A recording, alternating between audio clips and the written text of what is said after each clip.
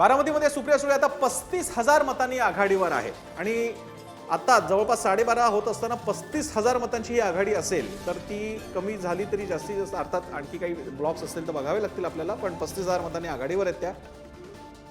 आणि अजित पवारांच्या पत्नी सुनेत्रा पवार मात्र पिछाडीवर आहेत. बारामतीचं सुद्धा देशाचं लक्ष असलेली निवडणूक, अटीतटीची झालेली निवडणूक, शरद पवार सुप्रिया सुळे यांना ठाण मांडावी लागलेली निवडणूक, भावनिक पातळीवर गेलेली निवडणूक, घरचे पवार, डीएनए वाले पवार, रक्तातले पवार, बाहेरचे पवार, सून का मुलगी, या पातळीवरती लढली गेलेली निवडणूक. नम्रता, आणि अगदी ह्या लढाईनंतर म्हणजे आता एक सुनील तटकरे यांची जागा फक्त अजित पवारांसाठी सेफ दिसतीये, बाकी त्यांच्या वाट्याची त्यांनी रासपला दिलेली जागा सुद्धा निघत नाहीये म्हटल्यानंतर ह्या लोकसभेनंतर अजित पवार खरंच इंटरेस्टेड असतील का महायुतीत राहण्याला? रासपाचा तू उल्लेख केलास म्हणून हा ना जनतेने त्या अशा सगळ्या पक्षबंधूंना पण दिलेला इशारा आहे. तुम्ही परवा शरद पवारांकडे जाणार, नंतर एकदम फडणवीसांची भेट घेणार, मग परभणीतून उभे राहणार आणि म्हणणार आता निवडून द्या.